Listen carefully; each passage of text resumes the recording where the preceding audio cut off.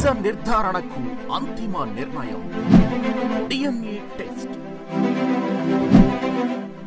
ఉన్నది ఉన్నట్లుగా వాస్తవాలను శోధించి వివరించే మన DNA టీవీ, మన రాష్ట్రం, మన ఛానల్. నమస్కారం, వార్తలకి స్వాగతం. ఈనాటి ముఖ్యాంశాలు.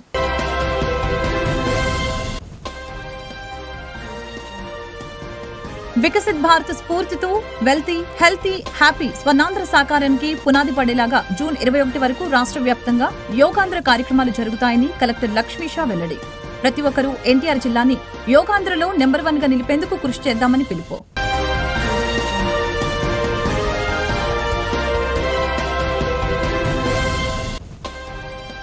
విద్యార్థుల భవిష్యత్తు కోసం కృషి చేస్తున్న వ్యక్తి ముఖ్యమంత్రి చంద్రబాబు అని ఎమ్మెల్యే గద్దె వెల్లడి. 10వ తరగతిలో అత్యున్నత మార్కులు సాధించిన విద్యార్థిని సత్కరించిన గద్దె. విద్యార్థుల భవిష్యత్తుకి పునాది వేస్తున్న ఆంధ్ర మోటార్ మర్చెంట్స్ అసోసియేషన్ ని అభినందించిన గద్దె. వికసిత్ భారత్ స్ఫూర్తితో వెల్తీ, హెల్తీ, హ్యాపీ స్వర్ణాంధ్ర సాకారానికి పునాది పడేలాగా యోగాంధ్ర మాసోత్సవాలని ఈ నెల 21న రాష్ట్ర ప్రభుత్వం ప్రారంభించిందని, ప్రతి ఒక్కరు కూడా ఎన్టీఆర్ జిల్లాని యోగాంధ్రలో నెంబర్ 1 గా నిలిపేందుకు కృషి చేద్దామని కలెక్టర్ డాక్టర్ జి లక్ష్మీషా పిలుపునిచ్చారు. నగరంలోని గాంధీ హిల్ వద్ద జరిగిన యోగాంధ్రలో జిల్లా కలెక్టర్ లక్ష్మీషా పాల్గొన్నారు. ఈ సందర్భంగా ఆయన మాట్లాడుతూ మే 21 నుంచి జూన్ 21 వరకు రాష్ట్ర వ్యాప్తంగా యోగాంధ్ర కార్యక్రమాలు జరుగుతున్నాయని, కనీసం 2 కోట్ల మందికి యోగాను నేర్పే లక్ష్యంతో వీటిని నిర్వహించడం జరుగుతుందని తెలియజేశారు. విద్యార్థుల భవిష్యత్తు కోసం కృషి చేస్తున్న వ్యక్తి ముఖ్యమంత్రి చంద్రబాబు నాయుడుని ఎమ్మెల్యే గద్దె తెలిపారు. ఆనాడు ప్రభుత్వ పాఠశాలల్ని దత్తత తీసుకుని ముఖ్యమంత్రి సూచించిన విధంగా కొన్ని అసోసియేషన్ సంస్థలు ప్రభుత్వ పాఠశాలల్ని దత్తత తీసుకుని విద్యార్థుల భవిష్యత్తుకి పునాది వేస్తున్నారని ఆయన అన్నారు. దానికి కొత్త కళ, ఆ స్కూల్కి స్ట్రెంగ్త్ దగ్గర 300-400 నుంచి 1200 దాకా పెరగటం, వీటన్నిటికి కూడా ప్రధానమైన కారణం అమ్మ అసోసియేషన్ వారు ఈ స్కూల్ను దత్తత తీసుకున్న తర్వాతే దీని దశ మారిందని చెప్పి నేను అనుకుంటాను. ఆ రోజు నారా చంద్రబాబు నాయుడు గారు విద్యార్థుల భవిష్యత్తు, వారిని తీర్చిదిద్దడం అమూల్యమైన కార్యక్రమం.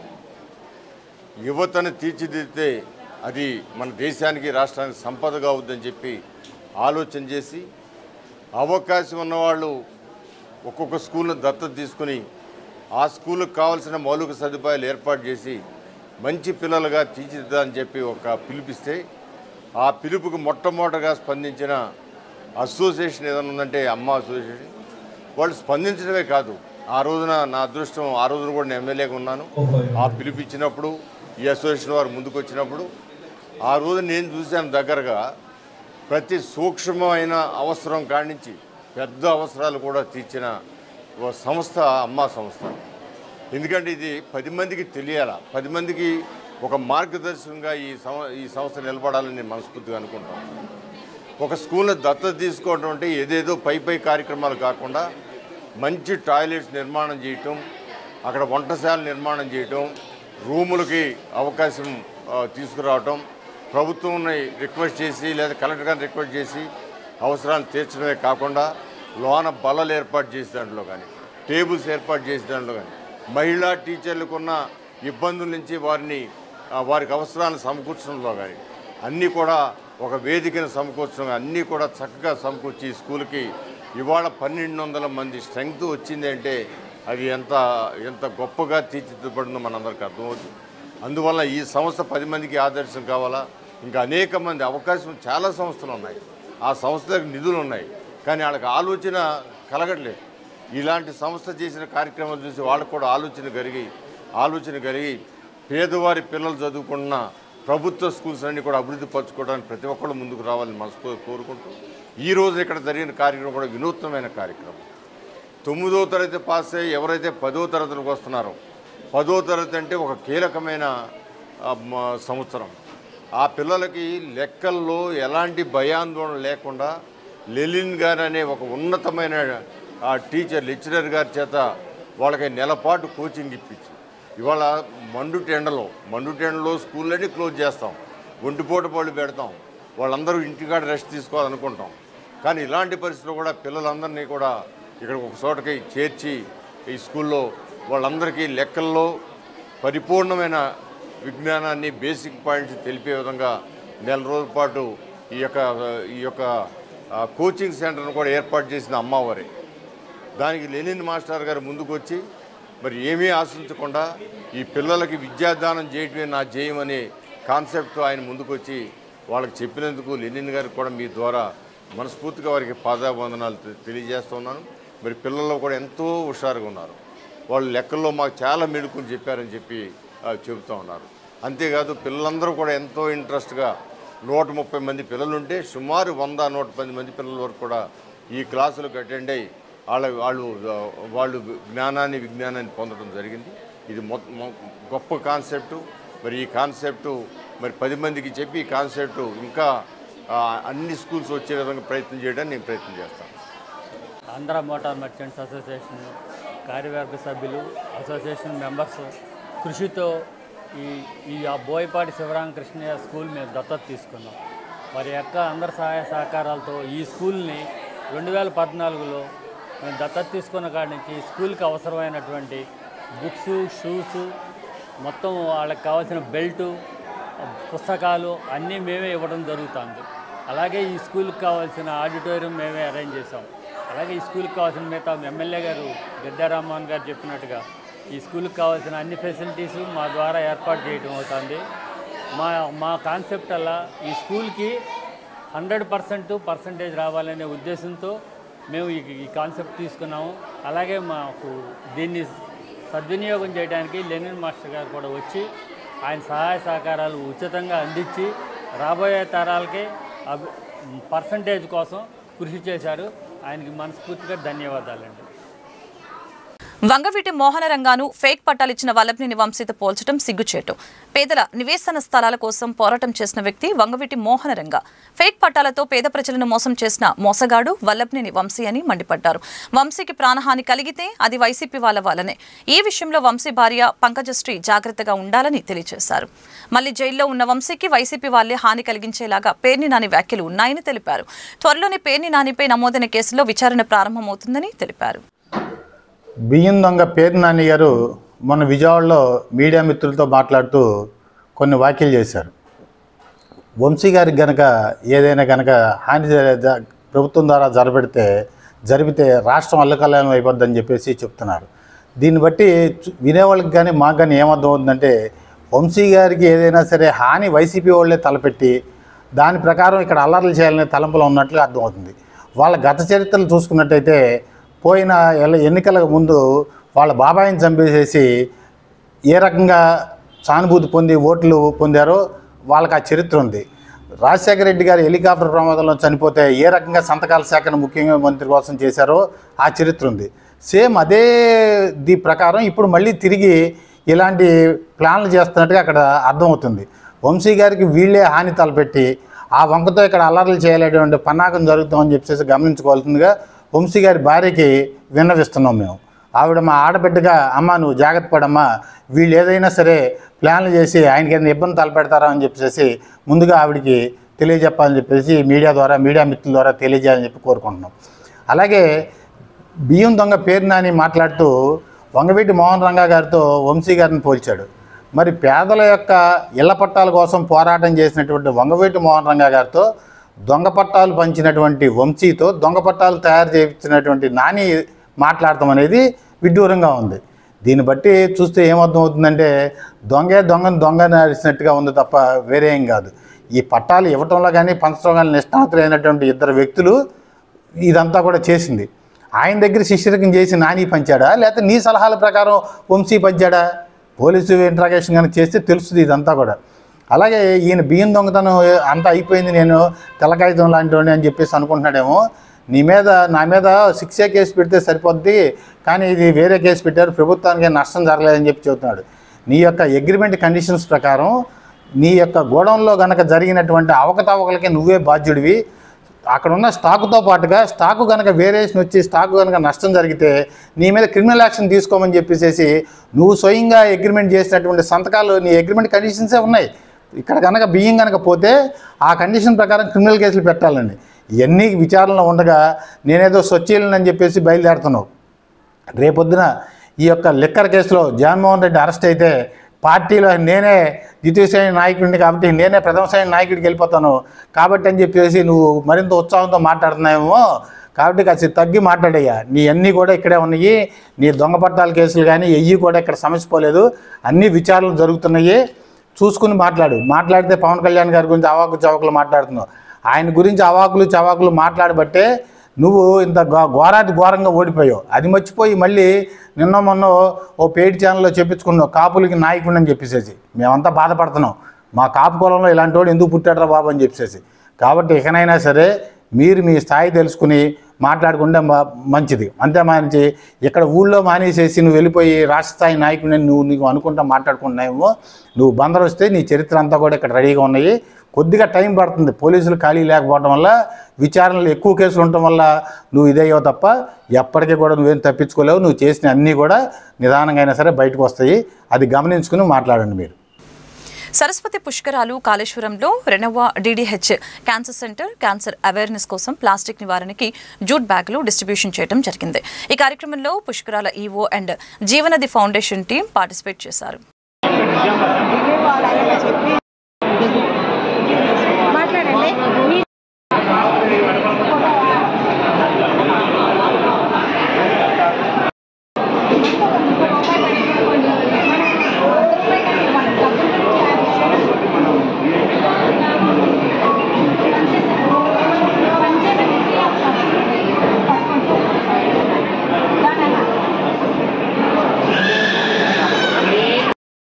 కలెక్టర్ కార్యాలయంలో నిర్వహించిన ప్రజా సమస్యల పరిష్కార వేదికలో కేంద్ర మంత్రి డాక్టర్ పెమ్మసాని చంద్రశేఖర్ పాల్గొన్నారు. ప్రజల నుంచి అర్జీలు ఆన్లైన్లో నమోదు విధానాన్ని పరిశీలించి వివరాలు అడిగి తెలుసుకున్నారు. అనంతరం జిల్లా అధికారులతో అర్జీలు పరిష్కారంపై సమీక్షించారు. జిల్లా incharge collector Bhargav Teja, DRA Kajavali, Guntur RDO Srinivas తదితరులు ఈ కార్యక్రమంలో పాల్గొన్నారు. రాష్ట్ర ప్రభుత్వం ప్రతిష్టాత్మకంగా ప్రతి మండే పబ్లిక్ గ్రీవెన్సెస్ కలెక్టర్ ఆఫీస్లో పెడతా ఉన్నారు. వీటన్నిటినీ సమస్యలు ఎంతవరకు గ్రీవెన్సెస్ ఎలా అడ్రస్ అవుతున్నాయి, రెస్పాన్స్ ఎలా ఉంది, ఎక్కడ డిలేస్ ఉన్నాయి అనేది ఒకసారి రివ్యూ చేద్దామని వచ్చాము. ఈరోజు చూస్తే చాలా వరకు ఎక్కువ ల్యాండ్ రిలేటెడ్ ఇష్యూస్ ఉన్నాయి. గత 5 సంవత్సరాలు కానీ అంతకుముందు కానీ అక్కడక్కడ ఇవన్నీ ఎక్కడికక్కడ ఆక్యుపేషన్స్ లేకపోతే కుటుంబాల మధ్య ఉన్నటువంటి గొడవలు కానీ చాలా ఉన్నాయి సమస్యలు. ఇవన్నీ కోర్టుల్లో తేలకపోవటం, అక్కడ డిలేలు ఉండటం, ఇవన్నీ పబ్లిక్ కొద్దిగా ఇబ్బందులుగా ఉన్నారు. వీళ్ళందరినీ 1 by 1 సాల్వ్ చేసే విధంగా టోటల్గా ఎన్ని ఉన్నాయి అంత అధికారులతో కూడా మాట్లాడాము. అసలు ఎన్ని వచ్చినాయి ఈ 1 yearలో, ఎంతవరకు సాల్వ్ అవుతున్నాయి, సాల్వ్ అవునటన్నిటినీ కూడా త్వరితగతిని సాల్వ్ చేసే విధంగా 100% అన్నీ చేస్తారని కాదు. ఎందుకంటే ఇక్కడికి వచ్చే అన్నీ చాలా సివిల్ ఇష్యూస్ ఉంటాయి. అన్నీ కూడా 100% చెప్పే అన్నీ కూడా 1 side స్టోరీలు కూడా కొన్ని ఉంటాయి. వాటిని కూడా దృష్టిలో పెట్టుకొని ఎన్ని వీలైతే అంత మ్యాక్సిమం సాల్వ్ చేసే విధంగా చేయమని అధికారులందరినీ ఆదేశించాం. అదేవిధంగా ఇది పబ్లిక్ అందరూ ఉన్నారు. ఈ రోజున ఇన్కన్వీనియన్స్ అవుతుందని ఎక్కువ రివ్యూ తీసుకోలేదు. ఇంకోసారి విడిగా వచ్చి అధికారులందరినీ ఇంకోసారి వాళ్ళు మాత్రమే కూర్చోబెట్టి మాట్లాడి ఈ పెండింగ్ ఇవన్నీ కూడా 1 by 1 వెళ్తాం. వెళ్ళి సాధ్యమైనంత వరకు పేద ప్రజలు, ఇక్కడికి వచ్చే వాళ్ళందరూ సామాన్య ప్రజలు, వాళ్ళకి సాధ్యమైనంత తక్కువ ఇబ్బంది ఉండే విధంగా, తక్కువ సార్లు ఇక్కడికి వచ్చే విధంగా, ఫాస్ట్గా ప్రాబ్లం సాల్వ్ అయ్యే విధంగా చేయటంలో భాగమే ఇలాంటి ఈరోజు సడన్ విజిట్. Thank you. ప్రతి సాటర్డే సండే మా ఆఫీస్కి వచ్చి ఇస్తూ ఉంటారు గ్రీవెన్సెస్ అన్నీ. మీరు అన్నట్టు ఇట్లా ఈ విధంగా అంటే ఒకటి అధికారులకు కూడా టైం ఇవ్వాలి పని చేసుకోవడానికి. ఒకరోజంతా దీనికి పోతుంది వాళ్ళకి. తర్వాత ఈ చుట్టుపక్కల అమరావతి క్యాపిటల్ తోటి కలెక్టర్ గారు కానీ, డిప్యూటీ కలెక్టర్ కానీ, పోలీస్ యంత్రాంగాన్ని, ప్రోటోకాల్ కానీ రకరకాలతో మళ్ళీ కొంత టైం పోతుంది. మళ్ళీ ఇంకోటి పెట్టేసి టైం అంతా వేస్ట్ చేయకుండా సాధ్యమైనంత వరకు మన సమస్యలు తెలుసుకోవాలంటే చాలా మార్గాలు ఉన్నాయి. వీటిలో నుంచి చాలా తెలుసుకొని కేంద్రానికి సంబంధించిన విషయాలన్నీ అవి పెద్ద పెద్ద విషయాలు, అవి పెద్ద నాకు తెలియనే కాదు, అవి డిఫరెంట్గా హ్యాండిల్ చేస్తాం.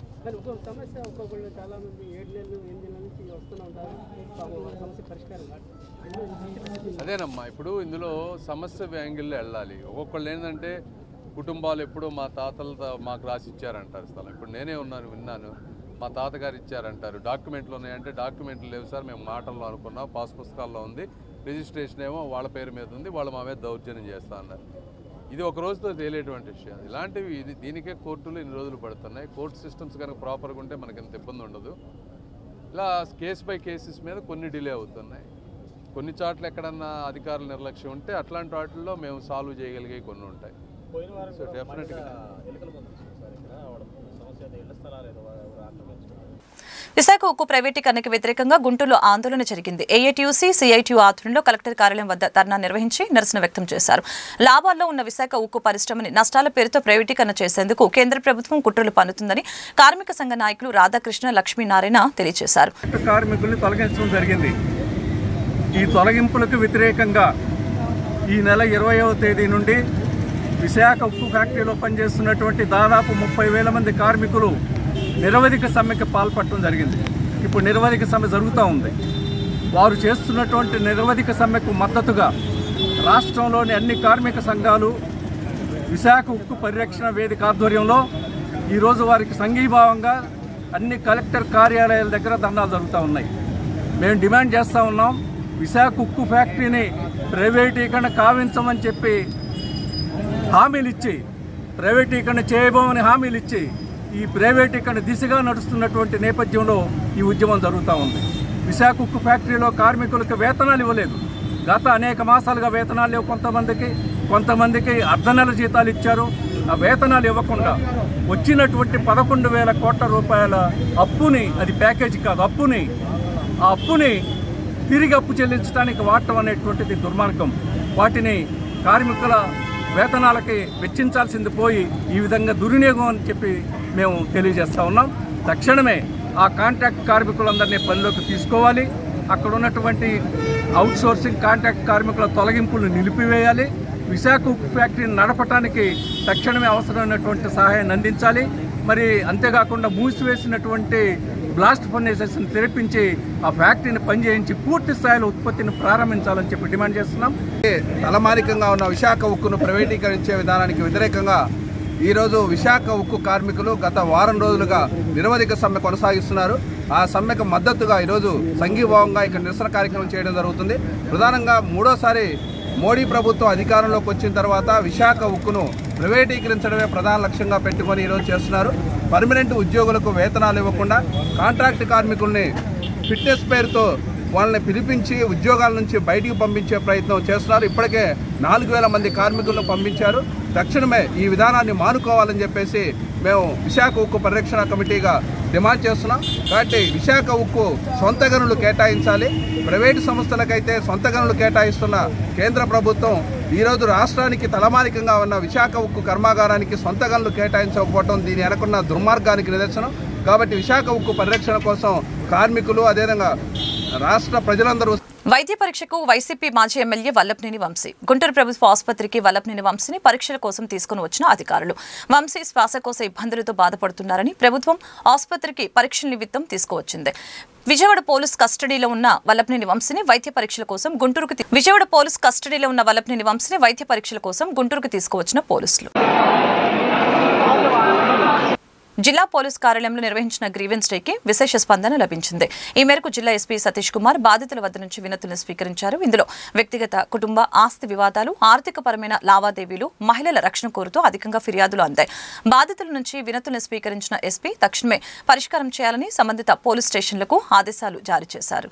అదేవిధంగా గ్రీవెన్స్ లో ఫిర్యాదులను చేసిన బాధితులు వారి సమస్యల్ని మీడియాకు కూడా వివరించారు.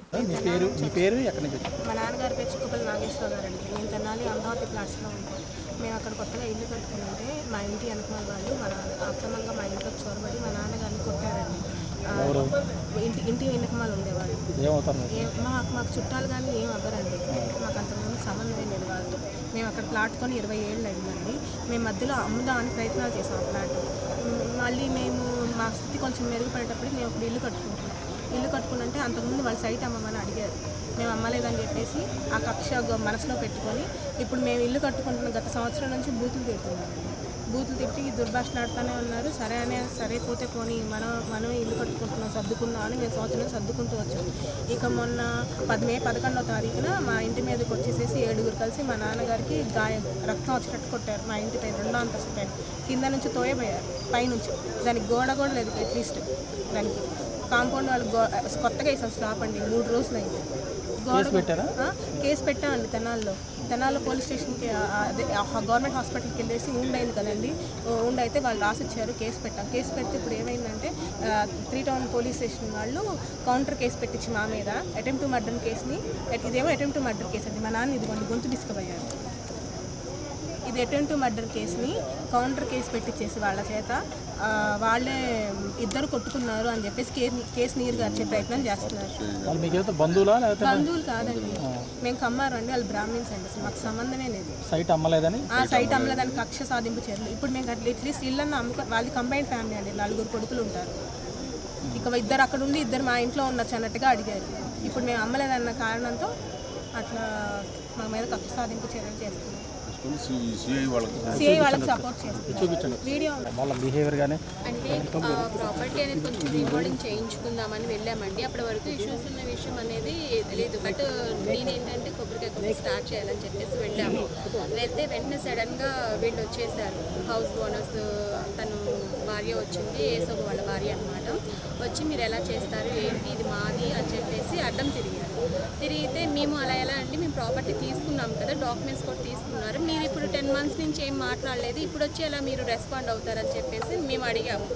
ఈలోపు ఏసోబ్ అన్న లాయర్ వచ్చేసి ఆవిడని పక్కకు తీసుకెళ్ళి ఒక 10 minutes మాట్లాడి వచ్చాక మీరు తాళాలు పగలగొట్టండి, ఎవరు వస్తారో నేను చూస్తాను, ఎవడొస్తాడో ఎవడవుతాడో చూస్తా అని చెప్పేసి ఆయన ప్రోద్బలంతో వీళ్ళు తాళాలు పగలగొట్టారు. అడ్డం వెళ్ళినందుకు మా మరదల్ని నన్ను ఇద్దరిని నెట్టేశారండి. దానికి సంబంధించిన వీడియో కూడా ఉంది, మీకు మేము ప్రొడ్యూస్ చేస్తాము. ఇంకోటి ఏంటంటే వాళ్ళు అసభ్యంగా మాట్లాడుతున్నారు, ప్లస్ మమ్మల్ని అసలు అక్కడికి ఎంటర్ కూడా అవ్వనివ్వటం లేదు. కేసు పెట్టి అంటే ఇక్కడికి స్టేషన్కి పిలిపించి ఇవన్నీ చేయించినా కూడా మీ ఇష్టం వచ్చింది చేయండి అంటున్నారు. ఆయన ట్రాఫిక్ కానిస్టేబుల్ గారు ఆయన ఏమంటున్నారంటే మీ ఇష్టం వచ్చింది చేసుకోండి, మాకు సంబంధం లేదు, మేమైతే ఇల్లు ఖాళీ చేయము. వీళ్ళు అంటే అది గోల్డ్ లోన్ కానివ్వండి అప్పు చేసి తీసుకున్నారు, ఇప్పుడు ప్రాపర్టీ రావటం లేదు, అటు అమౌంట్ రావటం లేదు. వీళ్ళ మిస్సెస్ ఏంటంటే బాగా డిప్రెషన్లోకి వెళ్ళింది. మొన్న చెప్పాలంటే నిన్నే హాస్పిటల్ నుంచి తీసుకొచ్చామన్నమాట. బాగా డిప్రెషన్లోకి వెళ్ళిపోయింది తను. వీళ్ళది చిన్న చిత్క ఉద్యోగాలండి, పెద్ద ఇదేం కాదు. ఇటు 2 పిల్లల్ని చూసుకోవాలి, రెంట్స్ కట్టుకోవాలి, ఇటు లోన్ తీర్చుకోవాలి. బాగా డిప్రెషన్కి వెళ్ళిపోయారు ఇద్దరు. ఈ వీళ్ళ వల్ల కానీ ఏదైనా సమస్య వాళ్ళకి ఏదైనా అయిందంటే మాత్రం అసలు ఊరుకోమండి, ఇది ఎంత దూరమైనా వెళ్తుంది. ప్లీజ్ ఇప్పటికైనా రెస్పాండ్ అయ్యి మాకు ఏదైనా న్యాయం చేయండి. ఎస్పీ గారు అయితే మాకు బాగా సపోర్ట్ చేశారు. సిఏ గారు చెప్పారు అలేఖ్య తమ్ముడు అవుతారు. అసలైతే స్టేషన్ చుట్టూ తిరుగుతున్నాము, ఎటువంటి న్యాయం అయితే లేదు. మీది లోకలేనా ఇక్కడేనా తమ్ముడు? అవును, లేదు తను హైదరాబాద్ ఉంటుంది. ఇక్కడ ప్రాపర్టీ తీసుకోవడం వల్ల ఇక్కడికి వచ్చి ఇదంతా చేసుకోవడం జరుగుతుంది. వార్తలు ముగించే ముందు ముఖ్యాంశాలు మరొకసారి.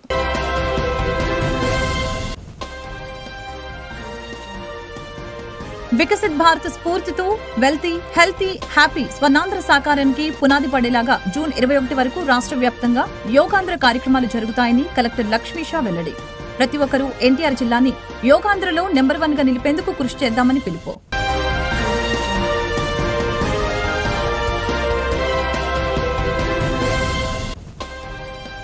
విద్యార్థుల భవిష్యత్తు కోసం కృషి చేస్తున్న వ్యక్తి ముఖ్యమంత్రి చంద్రబాబు అని ఎమ్మెల్యే గద్దె వెల్లడి. 10వ తరగతిలో అత్యున్నత మార్కులు సాధించిన విద్యార్థిని సత్కరించిన గద్దె. విద్యార్థుల భవిష్యత్తుకి పునాది వేస్తున్న ఆంధ్ర మోటార్ మర్చెంట్స్ అసోసియేషన్ ని అభినందించిన గద్దె. ఈ వార్తలు ఇంతటితో సమాప్తం. మరొక బులెటిన్లో మళ్ళీ కలుద్దాం. నమస్కారం.